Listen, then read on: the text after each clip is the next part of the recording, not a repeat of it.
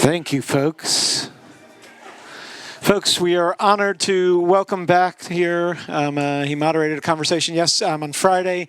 Avner Shavit, he is really one of the leading experts on Israeli cinema in general, writes for Walla, and for those of you who follow, and is a professor up at Wesleyan University as well. So we could trust his English. Thank you. Thank you so much for being here. Thanks for being a part of this conversation. We'll start with really talking about the director, Erez Tadmor, the director of this film, who's been here many times with his films, going all the way back to now I'm blanking on it, the sumo wrestler one. What was? Yeah, that was a big story. They have a different. It had They have a different name it had in a different English. name in English. It's a matter of size. Matter of Size. That's actually a better name in English. A Matter of Size. It's on our streaming site, and you could see from back then he's really one of Israel's. He has made many films since then, and he's one of Israel's most commercial directors.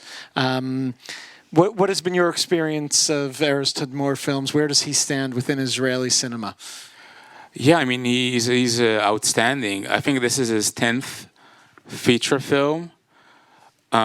He's like Woody Allen. He makes a film every year. That's extremely rare in the Israeli film industry. Usually filmmakers, wait a decade between films. He has made 10. He's extremely industrious and prolific, and I admire him for that. He's also very, very commercial. I don't think any of his films flopped.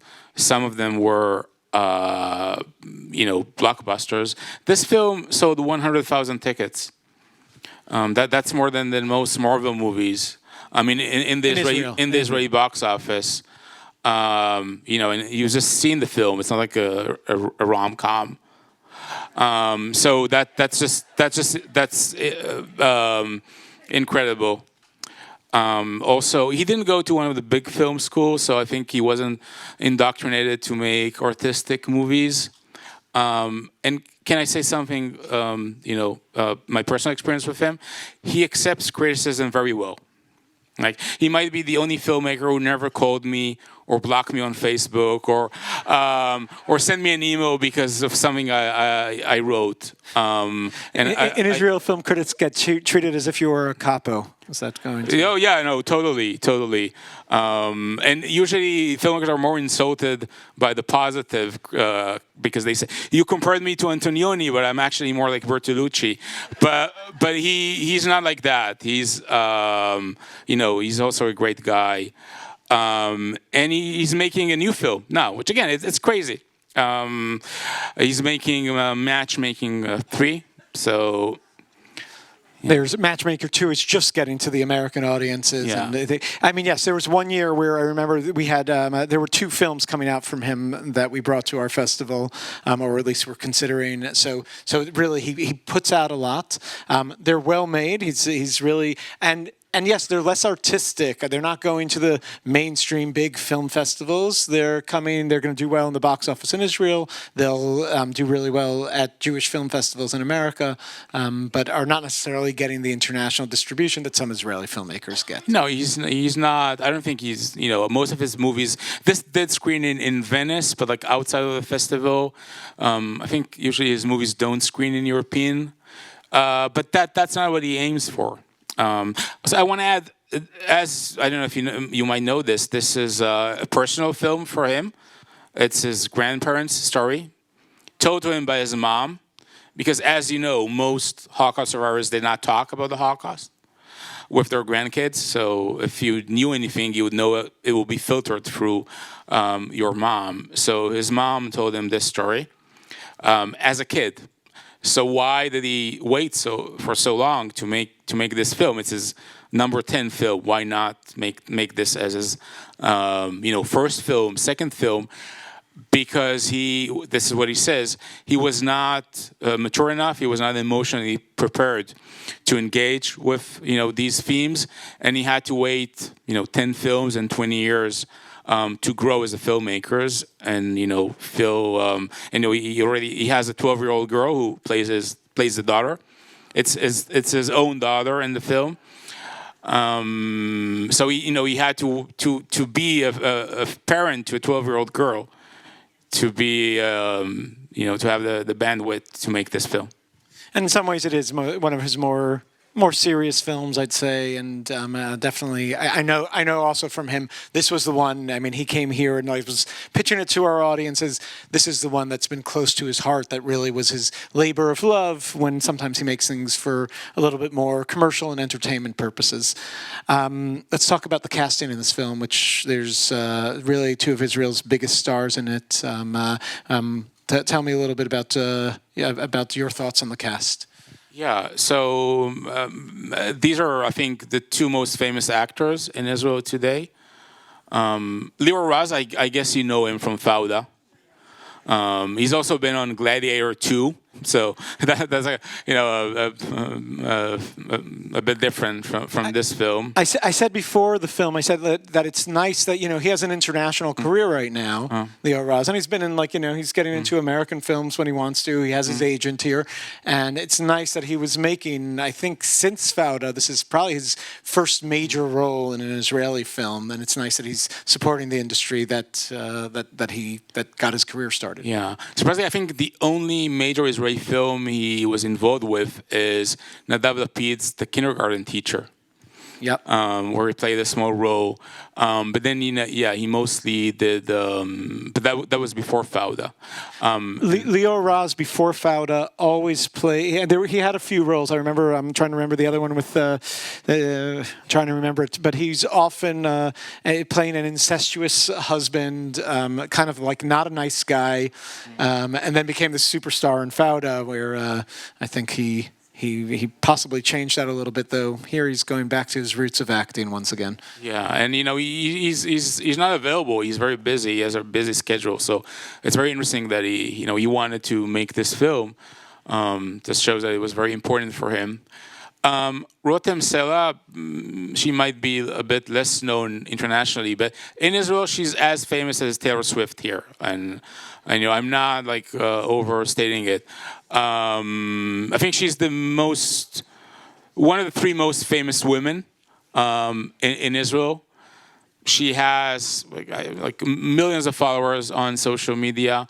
She's a TV personality and also an actor. But this is she's done a few films. She had done a few films before, but this is her first big dramatic role. And again, what Aristide Moore says, she was not cast because she's famous, but because she impressed him and the casting director in the auditions. But again, in terms of Israeli culture, this casting is like watching a film with Bruce Willis and Margot Robbie. And he looks a bit like Bruce Willis. I think that's one of the reasons. That's what Aristide Moore says. One of the reasons he wanted Leo Raz is because his grandfather reminded him of Bruce Willis, and Leo Raz has this, die-hard vibes. I never thought about that, and it's true, and it's very manly too. Jumping into the themes of the film, and then we'll open it to questions from the audience. But the film, as a post-Holocaust film, is touching on such a poignant theme that has been visited a lot within Israeli cinema, which is actually the post-war trauma, and I think really does a good job in telling that story of what Israel was founded on. And it really was a country that was founded with so many people who had experienced the trauma of the Holocaust. What's your take on this theme within Israeli cinema? Yeah, sure. So I'm very excited to do this because I think the Holocaust is the most interesting theme in history, and so every Holocaust film is extremely interesting. And interestingly, there aren't that many Israeli Holocaust films.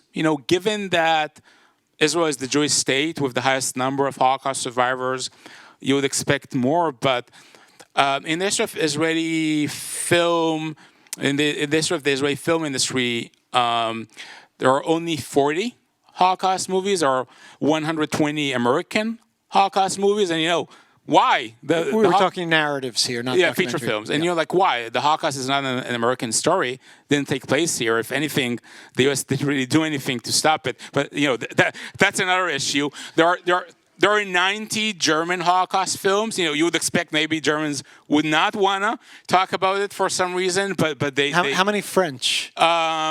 I think more than Israeli. Because I'd say the French didn't do much, but stop it. The ranking is U.S., Germany, France, U.K., and then Israel, and then very close to Israel, Poland, Italy, and Hungary, and the Czech Republic. But there were only 4 Russian Holocaust movies. But again, given that Israel is the Jewish state, you would expect a bit more. And why is this? It's complex. We can talk about it.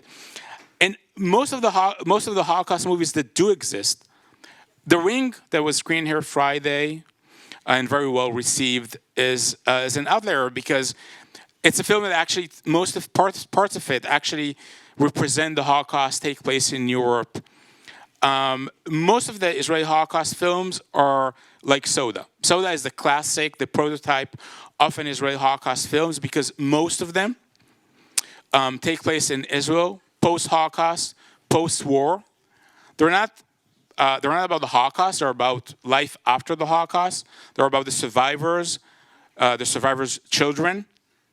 What's the most iconic Israeli Holocaust film? Exactly. Avia, Akai Avia.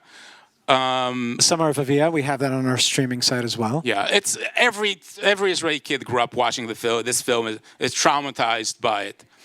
A lot of similarities between this film and The Summer of Avia. And it's a film that takes place in Israel just after the Holocaust, and follows the life of a Holocaust survivor and her kid, and that's the classic Israeli Holocaust film. So I think if you ask me what's a classic, how does a typical Israeli Holocaust film look like, I'll say Soda as like a typical Israeli Holocaust film, with the addition in this film of a discussion of a subject that is not well explored, because it might be the most sensitive subject in the history of the Jewish people, which is the kapos in the Holocaust. And very few Israeli films engage with this theme. It's so sensitive, and I'll give you an example, like a story that this shows how incredibly complex this is. So Erez Tidmor, during the pre-production, did some research, and he interviewed the grandson of a couple. And the grandson said, "My grandma was a horrible person, and I hate her, and I'll never forgive her for what she did."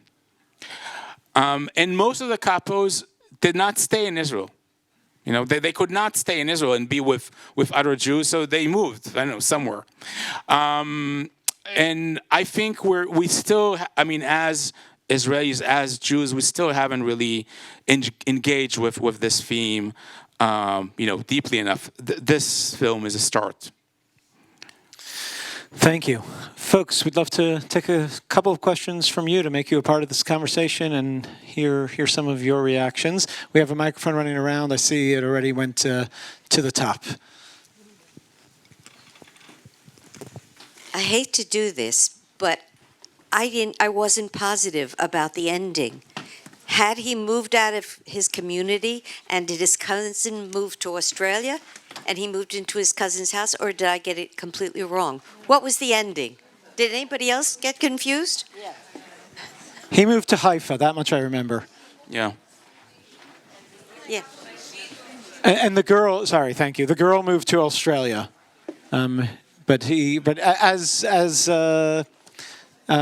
I guess many have moved to other places where they'd feel more comfortable. Though the Jewish community in Australia is also very much a community of survivors, and I can't imagine it being much better there. I see a question in the middle here. Sorry.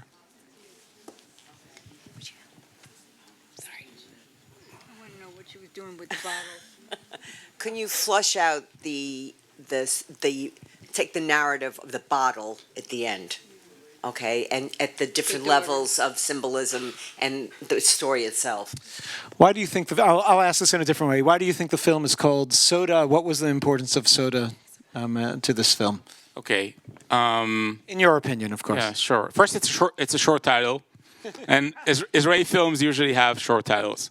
Like, it's never free billboards outside of Missouri. I mean, you can look at this. It's always there's a trend of like The one where the property, short names. the ring, soda. Yeah. Asya, or also it's there are some things you can't translate. Soda is a pun in Hebrew that you can't translate. It has a double meaning. Soda is both soda, a drink, but it's also her secret. And so actually I think it's a beautiful title. It's a beautiful title, but you can't translate it literally unless you give it like the secret of. And I'll in getting back to the story of the exploding soda bottles. I'll give you a little anecdote that I happen to know that I think relates very much to this. Who here has a Soda Stream at home? It's a popular everywhere. Soda Stream was originally, as you may know, an Israeli company. Before Soda Stream, it was a British company called Soda Club that was distributed in Israel. And Soda Club kept blowing up. They kept exploding, and what the distributor of Soda Club did in Israel is he reinvented a safer version called Soda Stream, and then sold the company for just a few $1 million to some international company that then made hundreds and hundreds of millions of dollars and is probably one of the biggest distributors of seltzer in the world today.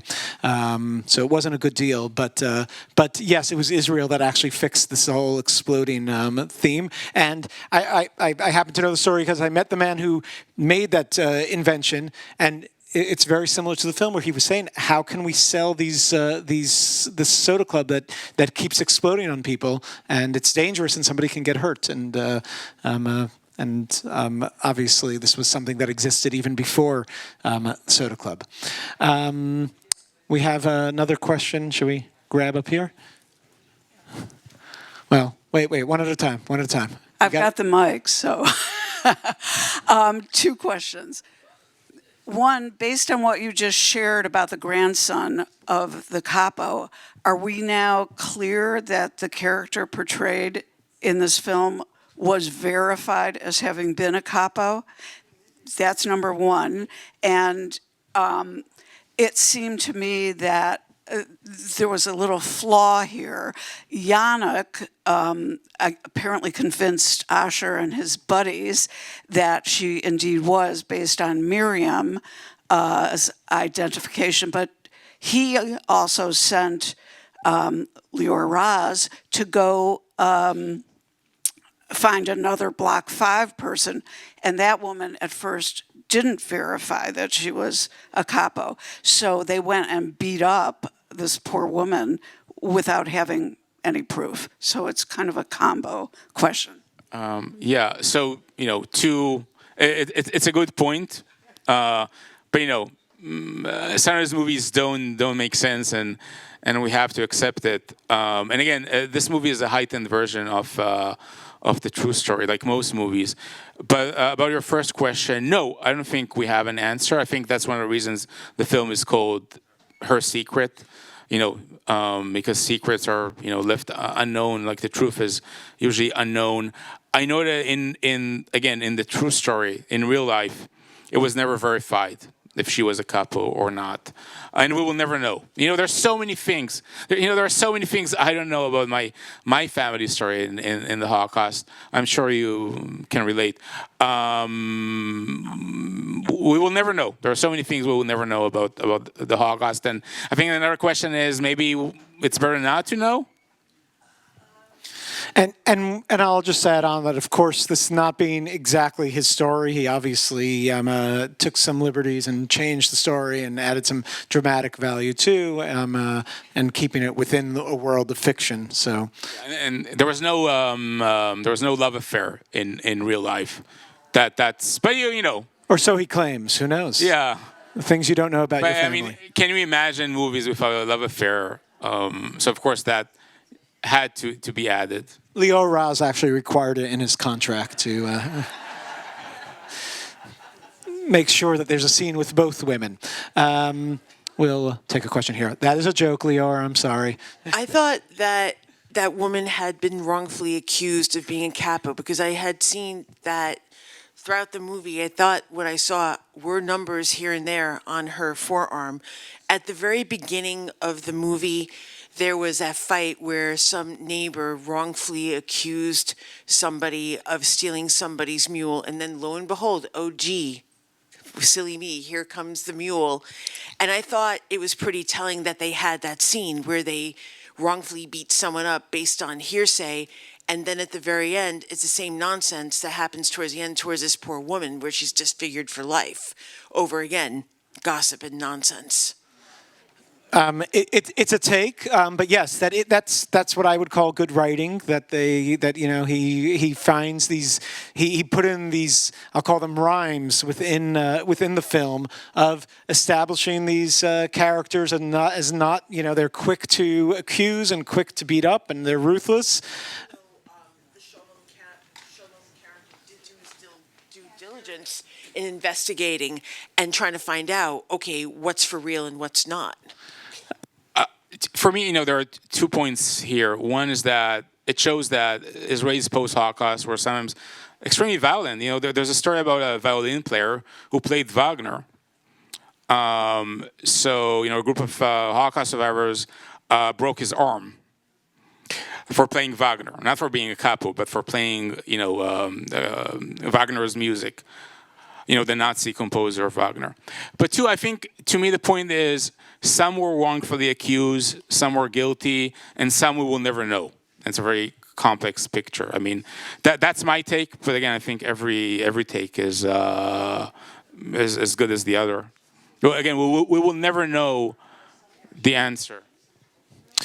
We have time for one more question. There's a very enthusiastic question. I usually don't take questions. I'm nervous when somebody's this enthusiastic, but please share. Well, I'm an enthusiastic person, and I love this place. So, getting back to a question that a woman asked over here, I would like further explanation in a couple of sentences about the ending with the young daughter walking with the soda bottle wrapped. I don't need to hear about SodaStream. I want to know your interpretation, if you don't mind, about the ending. I mean, my interpretation is that the young, for me, and it's not about the Holocaust, that the young daughter did what she could to save her family. That's very simple. No. Yes. And that's why I think the film has... I love this, by the way, that we have the audience here to help us. Yeah, I wish I was... really great. But I think, for me, the film also has a very universal message because beyond the Holocaust, it's also a story about a young girl who grows up rapidly and does everything she can to protect her family and save her parents. And it reminds me of films like, Goodbye Lenin, which is a German film about a boy who does the same to protect his mom.